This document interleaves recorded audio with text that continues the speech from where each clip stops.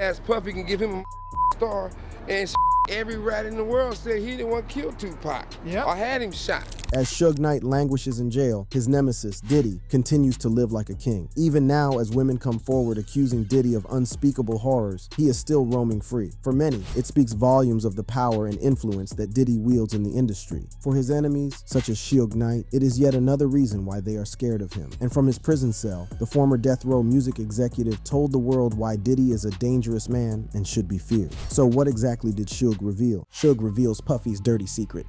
The music industry can be a dark and dangerous place, where rivalries and power struggles can have devastating consequences. One such beef was with popular record label owners, Puff Daddy Suge Knight, who is currently in jail. These two have been on the opposing sides of a historic beef that has spanned for decades with intense life and death consequences, and with none of them willing to heal. They're still in each other's throats, and the recent revelation that Diddy tried to ambush Suge have left many stunned, and may have even shocked Suge, who was behind bars when the information went public. The beef between the two is rooted in the East Coast-West Coast feud, which led to the tragic deaths of Tupac and Biggie Smalls, and was fueled by ego, competition, and a desire for dominance in the music industry. The allegations and rumors surrounding Diddy's involvement in Tupac's murder only added to the tension between these two music moguls. Now a lawsuit has come to light, shining events that Puff had previously tried to have his rival killed. The explosive lawsuit has now revealed a terrifying incident in which Diddy allegedly attempted to ambush Knight, leaving Cassie as a witness to the intense violence that pervaded Diddy's rise to fame. Luckily, no one was hurt that night. The shocking incident at Mel's Drive-In Diner left a lasting impact on both Diddy and Knight, further fueling their already intense feud. The history between these two music moguls is marred by tragedy and speculation. The deaths of Tupac and Biggie Smalls continue to cast a shadow over their feud, with Diddy's name often linked to the murder conspiracy. The allegations made in Cassie's lawsuit have once again brought Diddy's name into the spotlight, raising questions about his past actions and the extent of his involvement in the music industry's dark underbelly. As for Suge Knight, this incident serves as a reminder of the dangers he has faced throughout his career. His involvement in the East Coast-West Coast rivalry has left a lasting impact on the hip-hop community, and his name has become synonymous with the turbulent era of the 90s. The incident between the two figures was not the only thing that Cassie's lawsuit brought to light. It also put Diddy on the spotlight regarding his treatment towards women. Something that Suge Knight revealed was not news to him. In the bombshell lawsuit filed by Diddy's ex-girlfriend Cassie, a disturbing list of allegations emerged, accusing him of sexual assault, physical and emotional abuse, and more. While Diddy vehemently denies these claims, Suge Knight has come forward on his podcast, Collect Call, shedding light on the dark secret that has remained hidden for far too long. Knight claims that the allegations made by Cassie did not come as a surprise to him.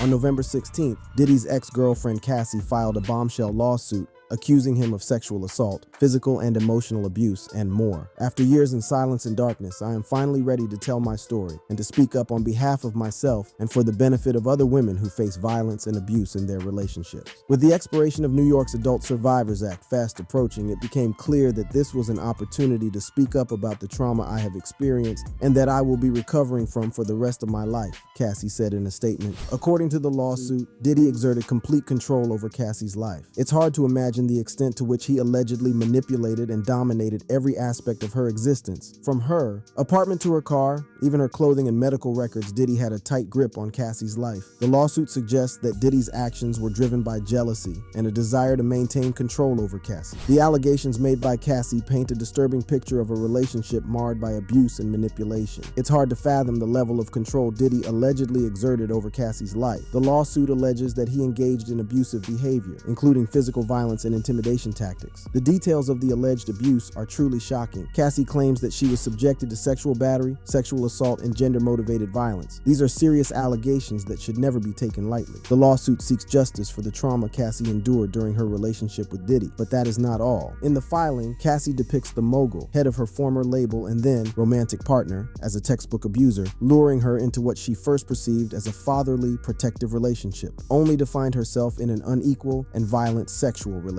Diddy successfully kept her under his thumb through his alleged intimidation tactic, which consisted of blowing up Kid Cudi's car, dangling a friend over a 17th floor balcony, and asking her to carry his gun in her purse. She never went to the police out of fear that it would give Diddy another excuse to hurt her. Once the two entered a romantic relationship, Diddy and his inner circle allegedly controlled every aspect of her life. The lawsuit claims those close to Diddy turned a blind eye to physical abuse. Beatings were witnessed by Mr. Combs' staff and employees, the suit read, but no one dared to speak up up against their frightening and ferocious boss. Cassie said she never went to the police for fear of her abuser, Diddy. In one instance of abuse in 2009, Diddy allegedly kicked her repeatedly in the face, making her bleed, and had his staff hide her in a hotel room. Everyone around them who knew of the abuse advised her to go back to Diddy. According to them, Diddy could easily hinder her acting and singing career. Every time she hid, Mr. Combs' vast network of corporations and affiliated entities found her, and those who worked for Mr. Combs' companies implored her to return to him, the filing stated. Many went as far as to explicitly state that her failure to return to Mr. Combs would hinder her success in the entertainment industry. Elsewhere in the filing, Cassie alleged Diddy forced her to take part in arrangements in which she had no choice but to plan and engage in sex acts with male sex workers while he masturbated.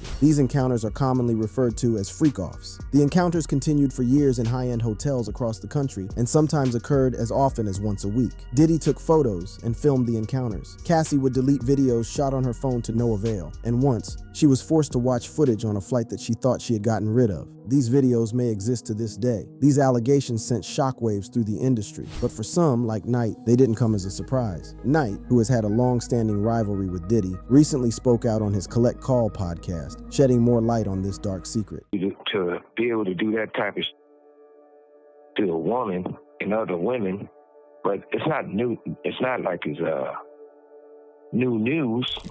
According to Suge Knight, Diddy's alleged violence towards women is not a new phenomenon. In fact, Knight recalls a shocking incident involving Diddy's former assistant, Capricorn. It was during the time when Cassie's alleged relationship with Kid Cudi was kept under wraps. Knight claims that when Diddy found out about this fling, he physically assaulted Capricorn. As the night wore on, whispers of Cassie's alleged relationship with Kid Cudi reached Diddy's ears. The news sent him into a fit of rage, and he demanded answers from Capricorn. But when she hesitated to reveal the truth, Diddy's fury knew no bounds. Witnesses recall the chilling scene as Diddy unleashed his anger upon Capricorn. The blows landed with a sickening thud, leaving her battered and bruised. Same time he beat the shit out of what's a little girl named Cassie or whatever. He had an assistant by the name of Capricorn. He felt Cap was keeping this on the low about if she was messing with Cudi or not.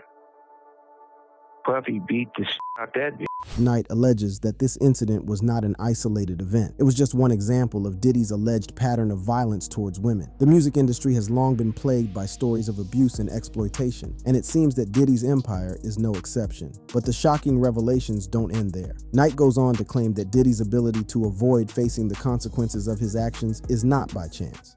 Not only did he beat the out of her, it was an Interscope person, the Interscope check that paid her to settle or he wouldn't go to jail. In another jaw-dropping revelation, Knight recalls a time when Diddy allegedly beat someone from Interscope, a rival record label. "I'm embarrassed and I'm scared," said Steve Stout, the record executive who found himself at the wrong side of Puff. Stout was a longtime executive with Interscope Records, who was attacked by Puffy and two other men back in 1999 over a rap video. In his music video for the song Hate Me Now featuring Nas, the two men were crucified on a cross. Diddy thought the scene was sacrilegious and wanted it cut from the video. But the unedited version was aired, so the rapper and music executive went to the president of Interscope Records and beat Steve mercilessly with a chair, telephone, and a champagne bottle while a third man stood at the door. "This guy walked into my office, assaulted me, and then left the building. He hit me in front of two clients," one of the victims revealed. Stout expressed his fear for the music mogul, saying everybody's afraid of him because he has a dark history. Stout suffered a broken jaw and arm and has not worked since the attack. Diddy, on the hand, used his power and influence to make the problem disappear. He reached into his deep pockets and paid off the victim, ensuring that he would never see the inside of a jail cell, walking free on a $15,000 bail, and was charged with felony assault and criminal mischief. That's not where it ends, though, with Diddy's displays of violence. In a moment of hip-hop history, Diddy and then-girlfriend Jennifer Lopez were at a New York nightclub where a shooting took place after a heated altercation led to 3 people being injured. The couple were arrested and charged with battery and gun possession. While Lopez's charges were dropped, Diddy went to trial, claiming he was a victim of the criminal justice system's vendetta against criminalizing black men. He was acquitted of his involvement in the shooting, but his protege Shine served 9 years for the assault and gun possession. Shine claimed that Diddy sold him out. These shocking allegations raised serious questions about Diddy's character and the lengths he would go to protect his reputation. The documented history exists, and it's almost impossible to ignore. As Diddy commercialized and commodified hip-hop, the money he cashed in worked as armor shielding him from any real accountability. He was recently awarded a Global Icon Award at the VMAs for his efforts in building the genre, but in the same breath, his efforts in building the genre and profiting massively off of it as one of the few hip-hop billionaires are the reasons why it's been a breeding ground for pervasive abuse and violence against women and black women. The type of abuse he has allegedly perpetrated on Cassie and countless others in the industry. Puffy has time and time again violated the law and in return has gone scot-free. On the other hand, Suge is behind bars. Knight probably understands that Diddy is more powerful than him, and because of that, he should be scared. So how did their beef even start? A timeline of Puff and Suge's beef.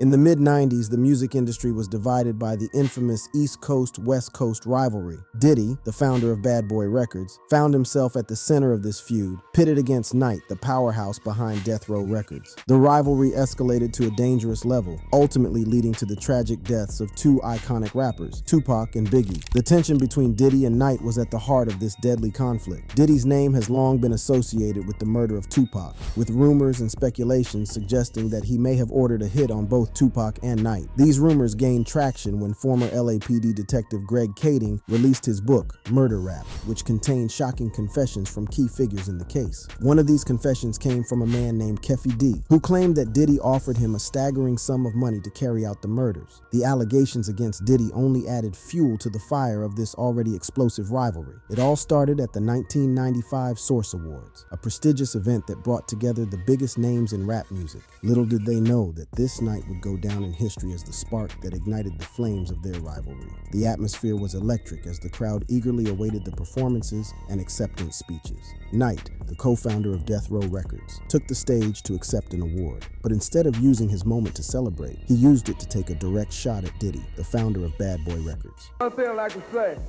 any artist out there want to be an artist and want to stay a star, don't want to have to worry about the executive producer trying to be all in the videos, all on the record, dancing. Come to Death Row. Suge's words were a clear jab at Diddy, who was known for his frequent appearances in his artist's music videos and songs. The tension in the room was palpable as the audience tried to make sense of the bold statement. Diddy, sitting in the audience, looked visibly stunned and taken aback by Suge's words. He couldn't believe what he was hearing. I really couldn't believe it because homeboy, me and him were friends. Wow. Who's Suge? Yeah. He would pick me up from the airport. Wow.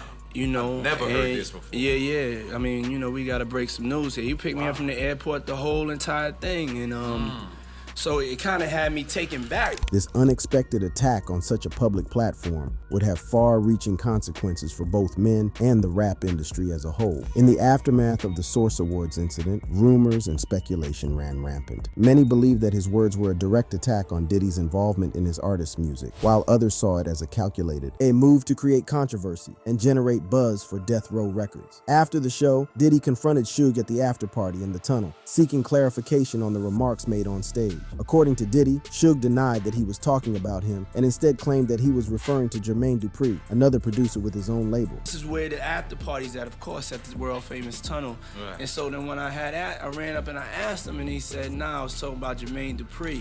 Puff claims that after Suge lied straight to his face, he left the situation as was because there was so much at stake at the time, and people were already riding with him and his team. The mobs were ready for war, and he had to make a solid decision at the time and not attack. It was a straight business decision. It wasn't a being from New York decision, and it was a cultural decision because I felt like the power that we had was so strong that I could do something so negative that it would really kind of mess things up. Jermaine Dupri, however, denied any involvement in the beef and stated that he never had any issues with Knight. The conflicting stories only added fuel to the fire, leaving fans and industry insiders wondering who was telling the truth. Tupac Shakur, a close friend of Knight and a Death Row Records artist, was one of the few who openly spoke about the incident and supported Knight's claims. He believed that Diddy's involvement in his artist's work was overshadowing their talent and hindering their success. The Source Awards incident created a media frenzy, with headlines splashed across across newspapers and magazines. The rap community was divided, with some siding with Suge Knight and others defending Diddy. The incident marked a turning point in their relationship and set the stage for the bitter rivalry that would unfold in the years to come. While Tupac was here supporting his label, Death Row Records, one Biggie Smalls represented the Bad Boy record label which belonged to Puff Daddy, but they weren't always at beef with each other. In the early days of their careers, Tupac Shakur and Biggie Smalls shared a genuine friendship and a deep respect for each other's talent. Tupac, born and raised in New York City, burst onto the music scene in 1991 with his debut album, Tupacalypse Now. Meanwhile, on the other side of the country, Biggie Smalls was making equal waves in Brooklyn. As their popularity grew, Tupac and Biggie found themselves drawn to each other's music and style. They saw in each other a kindred spirit, someone who understood the struggles and aspirations of being a young artist in the rap game. Their friendship blossomed, and they often discussed their dreams of collaborating on a project together. What made their bond even stronger was the mutual respect they had for each other's craft. Tupac admired Biggie's storytelling ability and his ability to paint vivid pictures with his lyrics. Biggie, in turn, recognized Tupac's raw energy and his ability to connect with audiences on a deeply emotional level. Their friendship was not just limited to music. Tupac and Biggie would often hang out together, sharing laughs and stories about their lives. They were like brothers, supporting each other through the ups and downs of their respective careers. Biggie even wanted Tupac to be his manager. The turning point in Tupac and Biggie's friendship came in 1994 when Tupac was shot multiple times in a recording studio in New York City. This shocking incident left Tupac wounded and filled with suspicion,